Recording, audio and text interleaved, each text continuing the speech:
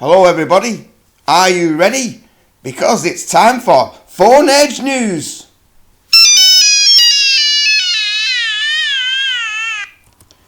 Right, I'm Nostradamus, as you may well already know, and I'm going to begin this video with a nice little COVID-19 dingbat quiz for you, where you've got to guess the well-known global pandemic saying.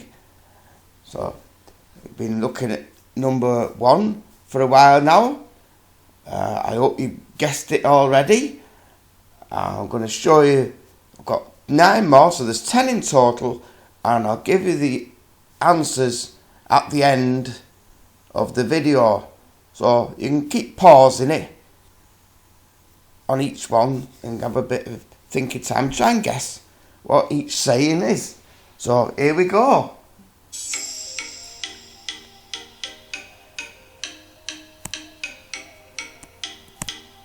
There's number 2. And number 3.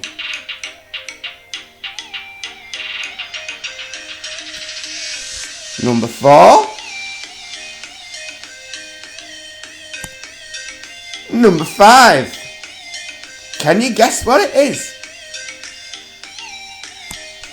Number 6.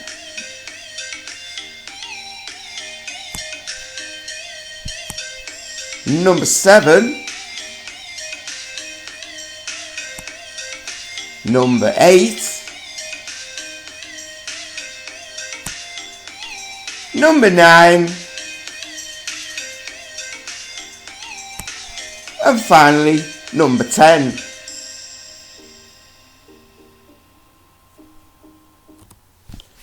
I'm going to get straight into methane. A very recent article from the Financial Times. Methane leak near COP26 venue underscores emissions challenge. Researchers find plume of greenhouse gas spewing into atmosphere from site in Glasgow. Methane is spewing into the atmosphere from a site in Glasgow, not far from where the COP26 climate summit is set to begin.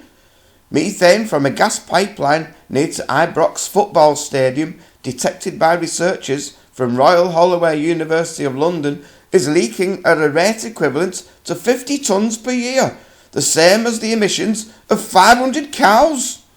It was strikingly larger than other leaks we saw, said Rebecca Fisher, the academic who found the invisible plume using car-mounted measuring instruments. It really stood out. Methane will be the top priority at COP26, which starts on October the 31st, just a mile away from the large leak, as delegates will be asked for the first time to sign up to a pledge to slash emissions. Here's the methane map. Gas leaks detected near the venue. First leak detected there. There's the conference venue. They drove past that. They drove around measuring the atmosphere. Large leak at Ibrox detected within a leak rate 145 litres per minute. You couldn't make this up, could you?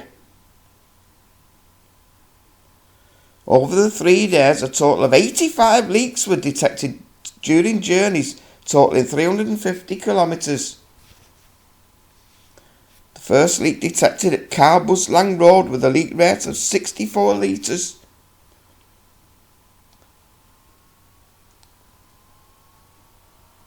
I'll let it play again. It won't let me pause this, so I've just got to let it run, and I can't read it fast enough.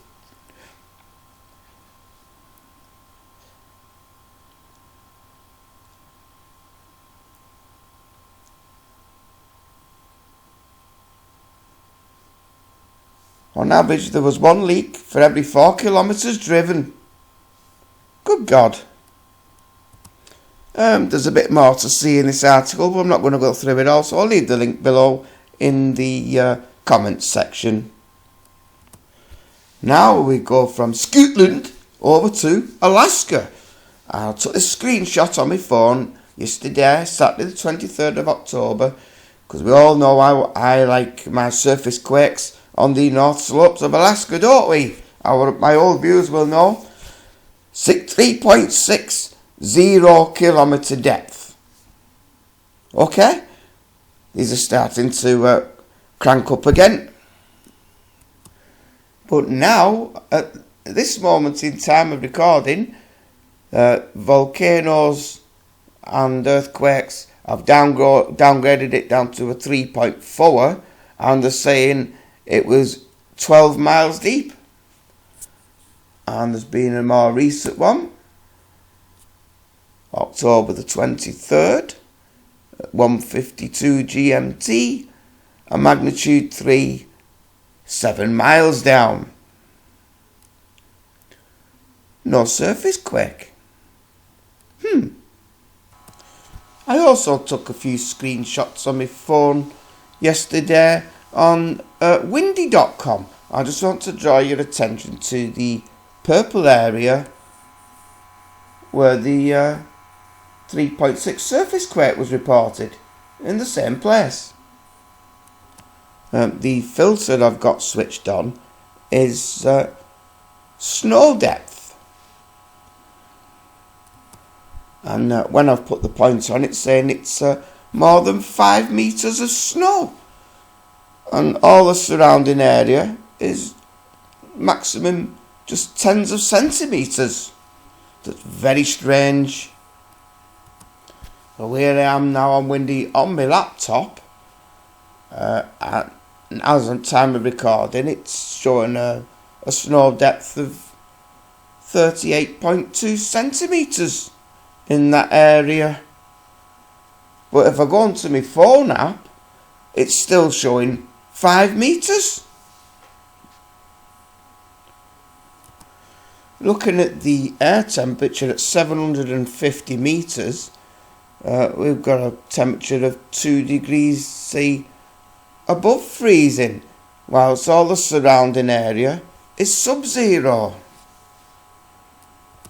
So I'm just wondering whether this 3.6 surface quake that they've altered the numbers on, could it possibly have been a methane blowout, and the satellites looking at it and interpreting it as a lot of snow as it's visualising the area. Who knows? We are seeing quite a bit of surface methane reported on cams in the same area. It's not the exact area. Well, that's close enough for me. I'm going to keep a very close eye on this. Next, I want to talk about the respiratory system of insects and what I believe may be causing the insect apocalypse. I'm going to skip that first bit because I want to get into the structure of the spiracle. Insects have spiracles on their exoskeletons to allow air to enter the trachea. In insects, the tracheal tubes primarily deliver oxygen directly into the insect's tissues. The spiracles can be opened and closed in an efficient manner to reduce water loss. This is done by contracting closer muscles surrounding the spiracle. In order to open, the muscle relaxes. The closer muscle is controlled by the central nervous system, but can also react to localized chemical stimuli. Several aquatic insects have similar or alternative closing methods to prevent water from entering the trachea. Spiracles may also be surrounded by hairs to minimize bulk air movement around the opening and thus minimize water loss. The spiracles are located laterally along the thorax and abdomen of most insects, usually one pair of spiracles per body segment. Airflow is regulated by small muscles that operate one or two flap-like valves within each spiracle, contracting to close the spiracle or relaxing to open it. Spiracles Specialized structures featured in the class Insecta provide the breath of life, while the trachea constitute the respiratory system of the adult insect. Spiracles are the external apertures or openings through which gases are exchanged with the environment. Usually paired, spiracles are repeated in each segment of the thorax and abdomen, one on each side. Each spiracle connects to an elastic air tube or trachea. Tracheal breathing occurs in some invertebrates other than insects. Instead of true lungs, the tracheal system delivers oxygen to insect cells and removes carbon dioxide from body tissues. The spiracles open into large tracheal tubes that lead into ever finer branches, which, as tracheoles, eventually penetrate to every region of the insect. And an important bit, at about 0.1 micrometer in diameter, tracheoles are liquid-filled and just about every cell of the insect's body is adjacent or very close to the end of a tracheola. Aquatic life poses particular challenges for this primitive breathing system. Some insects, including mosquito larvae, obtain air with a specialized tracheal or breathing tube connected to the tracheal system that reaches through the surface film rather than sucking in water through the spiracles. Other insects, like water boatmen and some aquatic diving beetles, stay submerged for long periods of time using air bubbles that they carry below. An ingenious solution to the breathing problem for some insect species is to place the spiracles at the ends of sharp spines that can pierce leaves and stems and steal the oxygen directly from the photosynthesizing aquatic plants. Valves and hairs guard the spiracles. Muscles controlling the spiracle valves enable the insect to open and close them. In dry climates, for example, fruit flies avoid losing valuable body moisture by controlling the size of their spiracle openings to match the oxygen requirements of the flight muscles. During rest, with less oxygen demand, the spiracles partially close. To filter out dust and other foreign material, the spiracle hairs block their entry while the insect inhales in this one-way breathing system. While smaller and less active insects operate their tracheal systems by simple diffusion, larger and more active insects, such as the grasshopper, forcibly ventilate them. It is theorized that the primitive spiracle tracheal respiratory system is what keeps insects from evolving into much larger body sizes, because of limits to pressure that the system can handle. A dramatic increase in body weight would crush the elastic tubes that are only filled with air. So here's a nice simple diagram of the respiratory system of an insect from left to right, showing the spiracle on the outside of the body and all the pathways leading to the respiring tissues within the insect, deep inside its body. So now I'm going to come on to this article from December last year, 2020. Airborne microplastic particles detected in the remote marine atmosphere. This is a very long and detailed article, so I've skipped a lot of it. I will leave the link to it below if you want to read the full thing, but I just want to read a few paragraphs that I think are important regarding insects. So it says, the specific densities of most atmospheric microplastics we've found, and specifically polyethylene and polypropylene found in the seawater and in atmospheric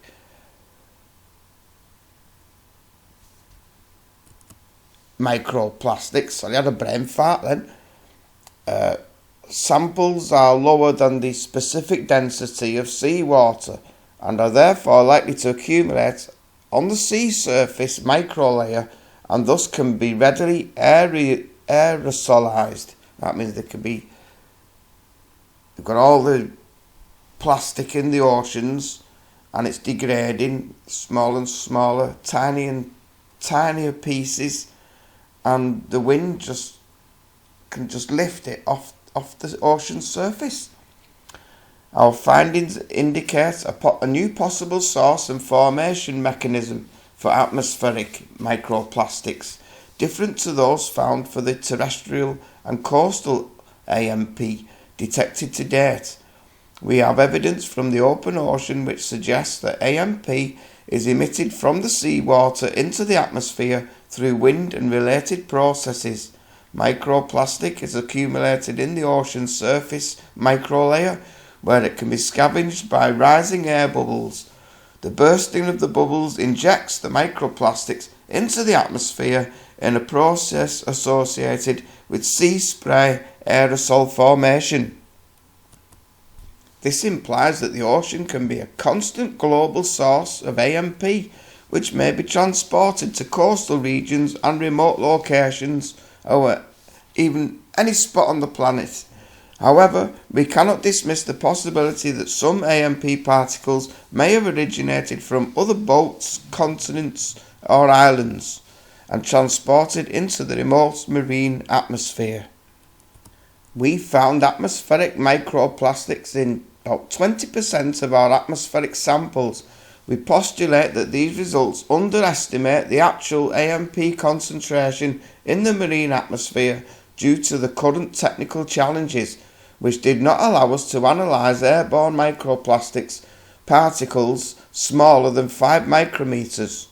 Moreover, nanoplastic particles less than 1 micrometer were only very recently identified in the environment at the single particle level due to methodological limitations in nanoplastic collection and detection. In a typical marine aerosol size distribution, the diameter range between 10 nanometers to 1 micrometer constitutes over 99% of the total marine airborne particle concentration, as was also measured during the RV Tara Pacific expedition. It is therefore likely that a higher concentration of microplastic and nanoplastic particles below our current size detection limit are suspended in the air. The presence of nanoplastic and microplastic in the marine atmosphere may have implications on the atmospheric composition and may also increase microplastic toxicity due to exposure to UV radiation in the atmosphere, with possible severe consequences for marine microbial ecology. The consequences may include increased stress response and a decrease in metabolism, growth and reproduction, which are some of the phenomena observed in aquatic organisms interacting with microplastics. It is known that microplastics and nanoplastics, particularly polystyrene, polyethylene and polypropylene, all found in our AMP samples, accumulate persistent organic pollutants as well as heavy metals. The products of plastic degradation, particularly polystyrene, found in our AMP samples are toxic. Given that some AMP can persist in the air for days, according to our terminal velocity calculations, allowing long exposure times to UV radiation and oxidation, they can become highly toxic before being redeposited into the seawater, where they can cause further harm to the marine ecosystem than previously observed for non-airborne microplastic particles. The ability of microplastic to carry pathogens may also increase the harm posed by AMP to the marine ecosystem, as airborne microplastic can carry pathogens further than typical ocean currents. According to our calculations, some atmospheric microplastics can travel hundreds to thousands of kilometers, rendering distant marine ecosystems in danger of infection by these pathogens, provided they remain effective in the atmosphere, as shown possible in several studies. Therefore, the effects of atmospheric microplastics can be devastating for marine microbial ecology and must be thoroughly investigated. Now, this article is mainly concerned with marine life.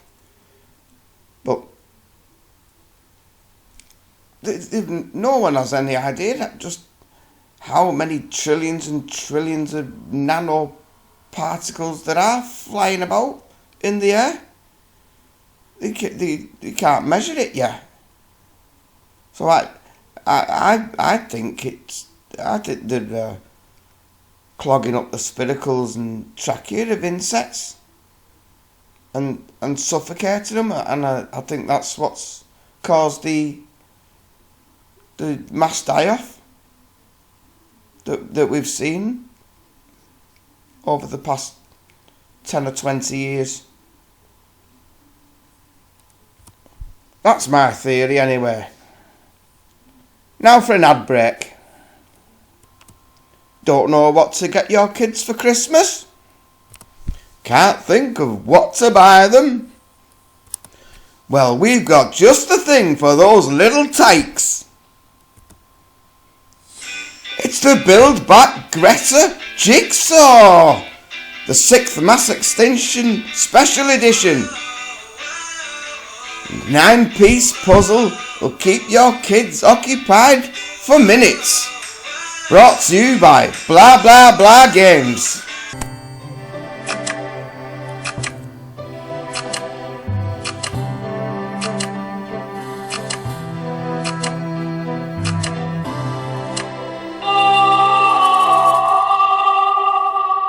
Buy now, 1666, available at all good retailers while the supply chain is still functioning. Blah, blah, blah, blah, games. Alright, so just want to show you now some of the lightning that's been observed above the La Palma volcano. Some cracking pictures. There's one there. Oh, look at that one. I've been watching the volcano. I've seen quite a few flashes. And I missed that one.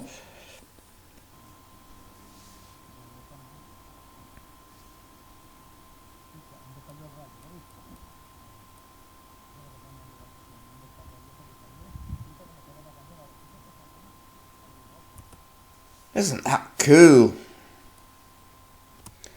Now, before I give you the answers to your dingbats, I want to revisit Deagle.com, and I've managed to find the original forecast from 2015 for 2025, and it's on the Wayback Machine.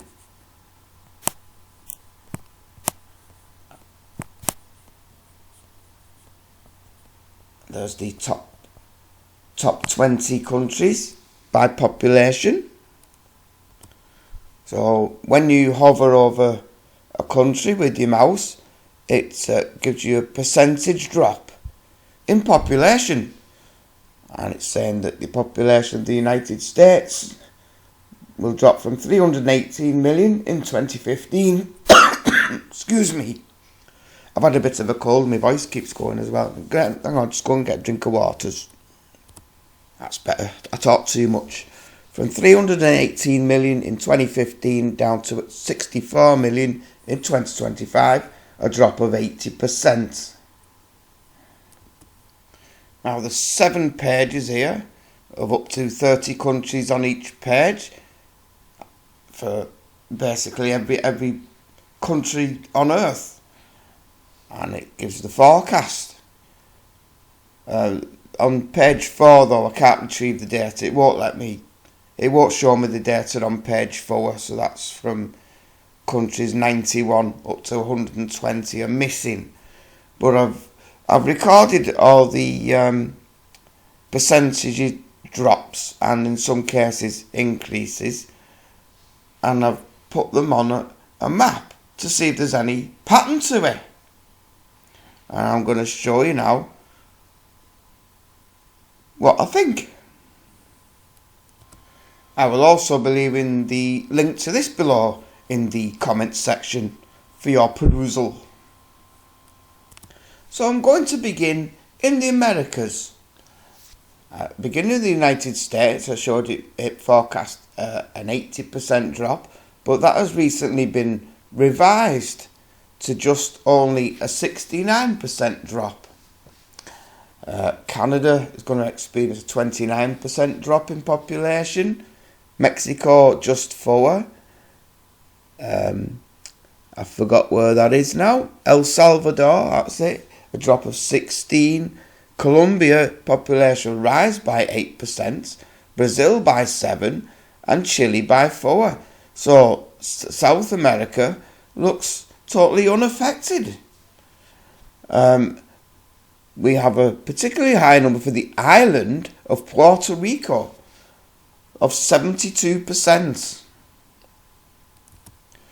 Now, when we take a close look at Europe, you can see straight away that the numbers are higher in the north and the west than they are in the south and the east.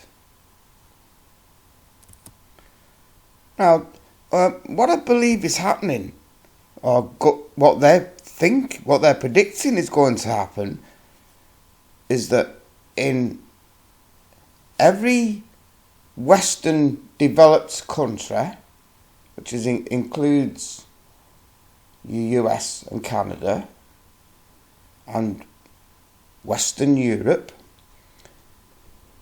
something causes 60 to 80%, the same figure in every country, 60 to 80% of the population to die. I can't think what it is though, what would do that. But the numbers aren't 60 to 80 because it's a lot lower in some. And I think that the migration, when people have died in a country, migration comes in to keep the population up a bit.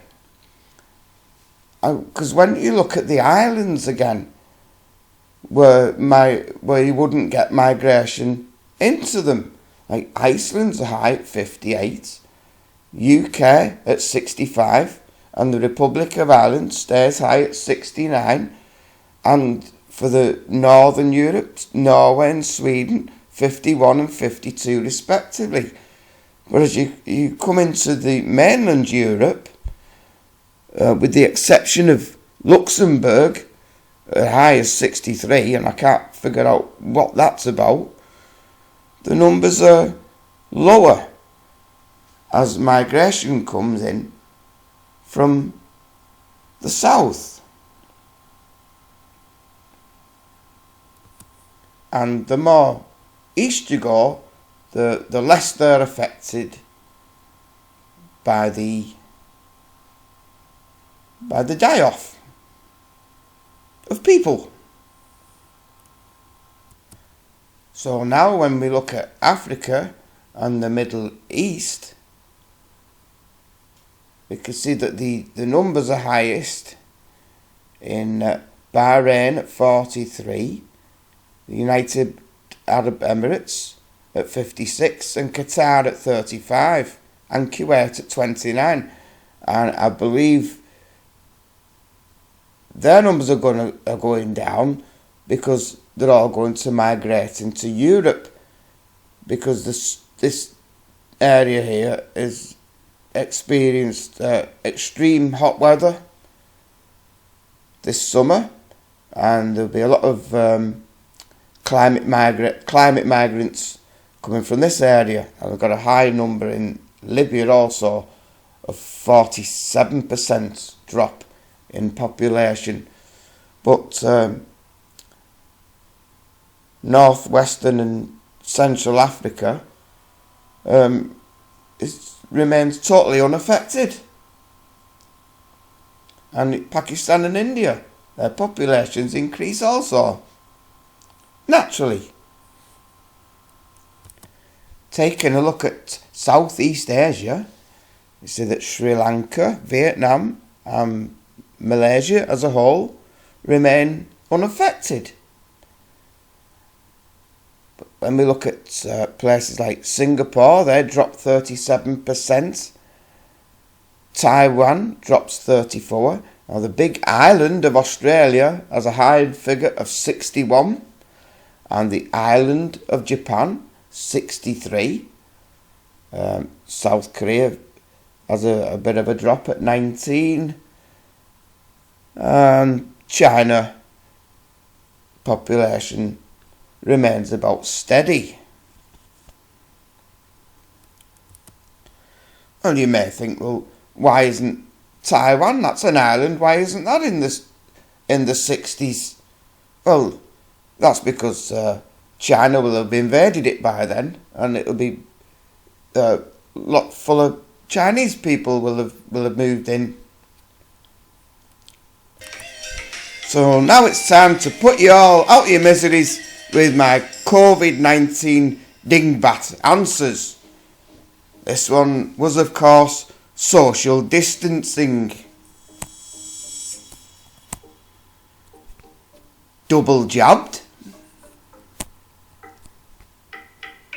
COVID positive. Anti-vaxxer. Long COVID.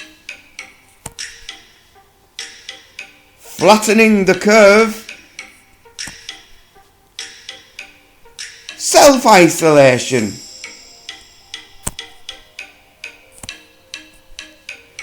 Digital passport. Red list countries. And finally, herd immunity. Did you get them all? Well done if you did. I do hope you enjoyed this video and that you find some of my ideas at least thought-provoking. All that stuff with the Deagle forecast for 2025 is probably a load of rubbish anyway, because none of us will probably be here by 2025 anyway. So it's just a bit of a laugh. Well, please hit the like button if you did enjoy it. And everybody take care now and look after yourselves and spread the love. And I'll see you all next time, if there is a next time. Feel free to share my videos if you so feel. And I'll leave you with this. Goodbye.